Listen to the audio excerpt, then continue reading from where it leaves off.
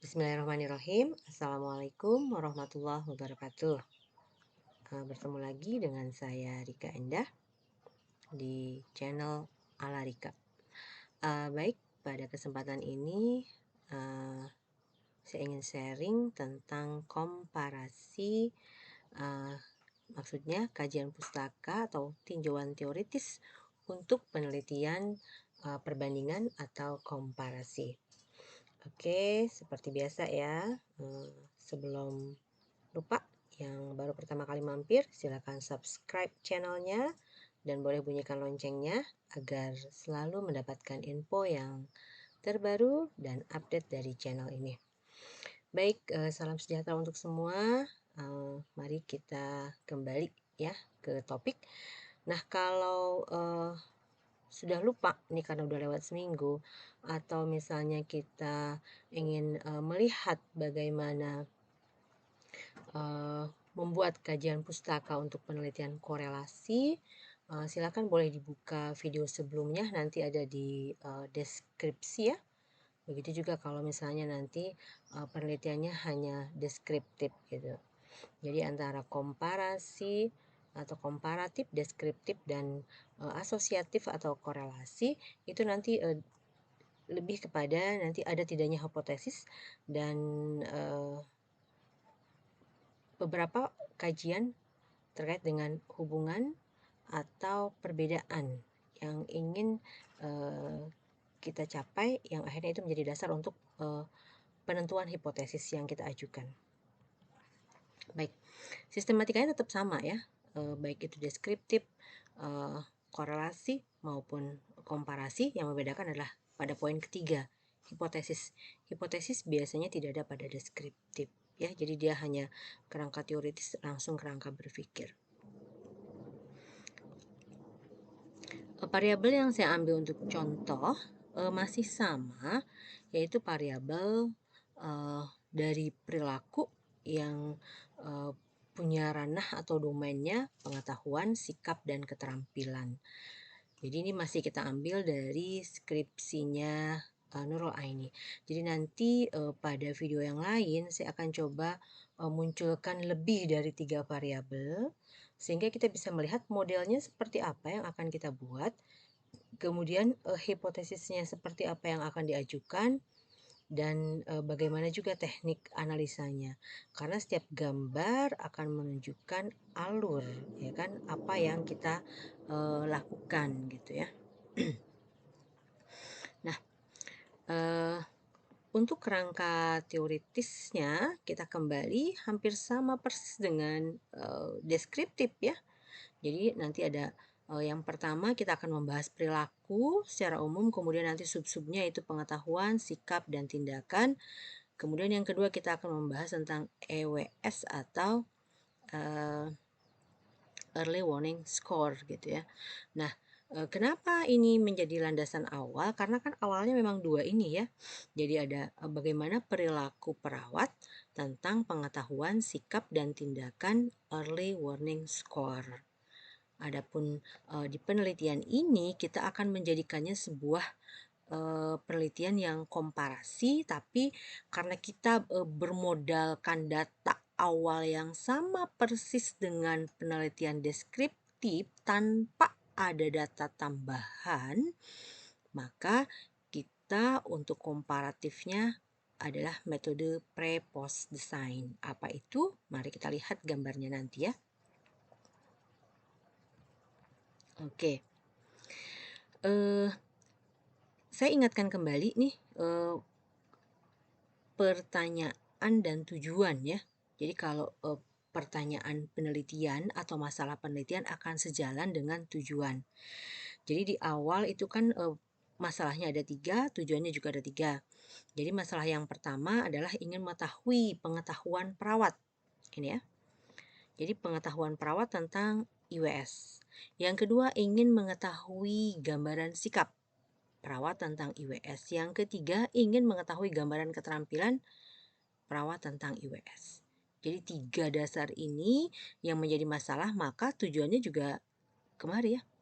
Jadi nanti kerangka yang dibangun adalah ingin melihat bagaimana gambaran pengetahuan, gambaran sikap, dan gambaran keterampilan. Nah, tadi di sebelumnya sudah saya sampaikan bahwa karena kita komparasi di sini, maka kita akan membandingkan. Apa yang akan kita bandingkan? Sebelum dan sesudah. Apa itu? Berarti ada intervensi. Jadi sebagian mungkin akan mengatakan bahwa ini desainnya eksperimen, atau sebagian mengatakan kuasi eksperimen. Kenapa? Karena tidak ada grup kontrol. Namun sebagian lagi lebih nyaman mengatakan pre-post design. Karena kita berhubungan dengan sampel yang sama, hanya kita melakukan 2 kali pengukuran, sebelum dilakukan intervensi dan setelah dilakukan intervensi. Maka di sini nanti di kerangka berpikir yang ingin kita lihat juga ini ya, jadi gambaran pengetahuan perawat sebelum dan setelah. Kemudian gambaran sikap perawat juga sama ya, sebelum dan setelah, serta gambaran keterampilan perawat juga sama, sebelum dan setelah. Oke, kita lanjut ya. Nah, saya ajak dulu flashback ke model korelasi biar paham perbedaannya ya. Biar jangan jadi hang, ini kan kita udah dari korelasi pindah ke komparasi, apa bedanya gitu. Nah, ini. Nah, kalau di komparasi ini kata kuncinya ya. Hubungan antara pengetahuan dengan keterampilan. Ini kemarin kita kasih kode X1, yang dikasih kode X3. Kemudian yang kedua, hubungan antara pengetahuan dengan sikap. Berarti X1 dengan X2.